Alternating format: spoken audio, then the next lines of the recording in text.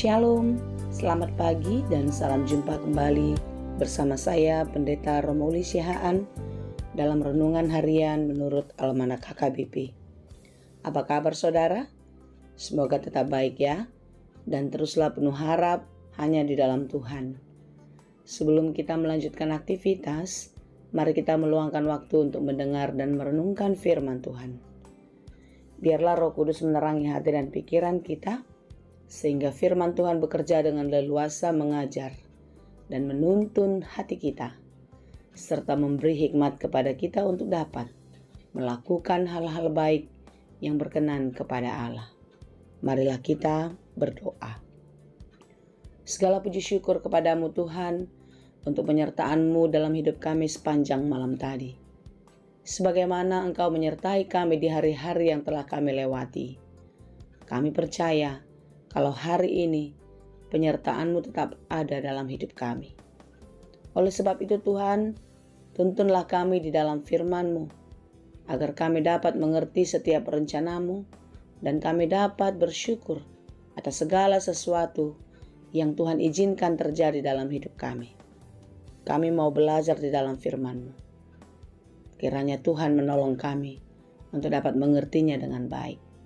Berfirmanlah Engkau ya Tuhan, sebab kami telah siap mendengar. Kasih karunia dan damai sejahtera dari Allah Bapa Tuhan kita dan dari anaknya Tuhan Yesus Kristus dan Roh Kudus menyertai saudara sekalian. Amin. Firman Tuhan untuk kita pada hari ini yang ditetapkan menurut Almanak HKBP Rabu 17 April 2024 tertulis dalam kitab Yeremia 51 ayat 50. Dalam bahasa Batak dan bahasa Indonesia, demikianlah dikatakan. Hamu ale akka nama lua sian podang, lao mahamu, unang sulun hamu. Paingot-ingot hamu Jahoba sian nadau, jalamalungun rohamuna di Yerusalem. Kamu orang-orang yang terluput dari pedang, pergilah, janganlah berhenti. Ingatlah dari jauh kepada Tuhan dan biarlah Yerusalem timbul lagi dalam hatimu. Demikianlah pembacaan firman Tuhan. 70 tahun bukanlah waktu yang singkat. 70 tahunlah Tuhan memakai waktu untuk menghukum umatnya. Bangsa Israel dibuang ke Babel, dan mereka menderita selama 70 tahun karena dosa-dosa yang telah mereka perbuat. Tentu masa-masa pembuangan ini haruslah membuat bangsa ini menyadari akan dosa-dosa yang telah mereka perbuat dan datang memohon pengampunan kepada Tuhan. Sekian lama mereka di dalam pembuangan, mereka sangat menderita dan bahkan hampir-hampir berputus asa. Saudara-saudara yang dikasihi Tuhan, untuk itulah Yeremia memberi penghiburan di dalam nubuatan akan janji Tuhan untuk keselamatan umatnya. Sekalipun janji Tuhan telah disampaikan melalui nubuatan Yeremia, hal ini tidak membuat bangsa itu merasa lebih baik dan merasakan suatu ketenangan. Kondisi ini memang bukanlah sesuatu yang membuat mereka lebih baik. Mereka merasa masih sangat menderita, terbuang, sangat terhina. Sebab itulah Tuhan mau menghibur umatnya. Tuhan peduli kepada mereka yang menderita. Dan Tuhan mau mendengar keluh kesah mereka. Di pembuangan ini, umat Tuhan merasa sangat menderita. Seakan-akan tidak ada lagi jalan keluar. Tidak ada lagi keselamatan, pembebasan yang akan mereka dapatkan. Tetapi apa yang mereka pikirkan tidaklah terjadi demikian.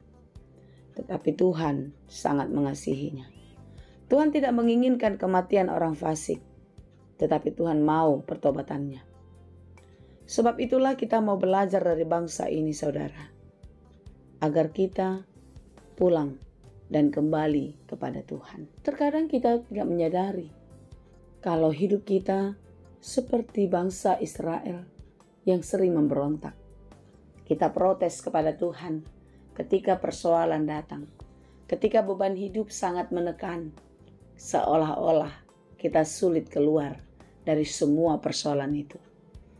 Persoalan kita sangat besar, sehingga kita tidak melihat kuasa Tuhan yang besar. Hari ini kita belajar kalau Tuhan sangat sayang kepada kita. Tuhan sangat mencintai kita, sama seperti kasih sayang Tuhan kepada bangsa Israel. Begitu terlukanya hati Tuhan karena perbuatan umatnya, tetapi Tuhan terus membuka tangan menyambut orang-orang yang dikasihinya. Hari ini pun Tuhan sedang membuka tangan untuk kita, untuk datang kepadanya, untuk menyadari setiap dosa-dosa yang telah kita perbuat. Saudara, ketika kita jatuh, bangkitlah. Ketika kita gagal, jangan pernah berputus asa. Teruslah mencoba. Sampai kita terus berjalan ke titik akhir kehidupan. Terus berusaha sampai kita berhasil mencapai segala sesuatu yang kita cita-citakan. Jangan pernah menyerah, seberat apapun keadaan hidup. Karena Tuhan tetap ada. Dia setia pada janjinya. Dia tidak pernah meninggalkan kita. Oleh sebab itu, ketika kita di dalam pergumulan, jangan pergi dan menjauh dari Tuhan. Tetapi justru, biarlah pergumulan itu membuat kita semakin dekat, mencintai, dan terus semakin mengenal Tuhan secara pribadi. Saya tahu ini tidaklah mudah. Saya tahu sesuatu hal yang terjadi dalam hidup kita, penderitaan, pergumulan, kesulitan, sakit, penyakit, ini acap sekali membuat kita gagal melihat kasih karunia Tuhan. Tetapi hari ini kita mau mengingat dan melihat bahwasanya bagaimana umat Tuhan di dalam segala perbuatannya, yaitu bangsa Israel, Tuhan tetap mengasihi mereka. Tuhan tetap menanti mereka. Dan tentu ketika mereka diberi pengampunan, ketika mereka sudah mau bertobat, tetaplah setia di dalam pertobatan itu. Artinya, tetaplah setia di dalam perbuatan baik. Sebagaimana yang dikatakan di dalam renungan kita pada hari ini. Ingatlah dari jauh kepada Tuhan, dan biarlah Yerusalem timbul lagi dalam hatimu. Artinya jangan pernah melupakan Tuhan dalam segala hal kehidupan kita. Apapun yang sedang kita kerjakan, lakukanlah di dalam Tuhan. Apapun yang sedang terjadi dalam hidup kita, hadirkan Tuhan untuk menolong dan membantu kita untuk mengatasinya. Percayalah, Tuhan selalu ada. Dia tidak pernah meninggalkan kita. Biarlah Yerusalem timbul lagi dalam hatimu. Artinya, kita selalu merindukan sukacita yang abadi, sukacita yang kekal bersama-sama dengan Tuhan. Karena di dalam Tuhan pasti ada keselamatan. Tuhan Yesus memberkati. Amin. Terima kasih Tuhan untuk firman-Mu hari ini. Biarlah kami tetap kuat dan terus bertahan di dalam iman, seberat apapun pencobaan yang terjadi dalam hidup kami. Kami tahu Tuhan, ketika kami mengalami kesulitan, kami mengalami kegagalan, kami mengalami sakit penyakit, besar kemungkinan kamilah yang membuatnya. Kamilah yang gagal menjaga hidup kami.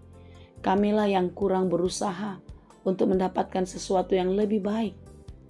Karena kami sering mengandalkan pikiran dan kekuatan kami. Hari ini kami mau mengandalkan Tuhan. Kami menyerahkan seluruh kehidupan kami hanya ke dalam tangan pengasihan Tuhan. Kiranya Tuhan menolong dan memberkati kami. Terima kasih Bapa. Kami mau melakukan segala aktivitas pada hari ini. Kiranya Tuhan memberi hikmat sehingga kami dapat melakukannya di dalam takut akan Tuhan.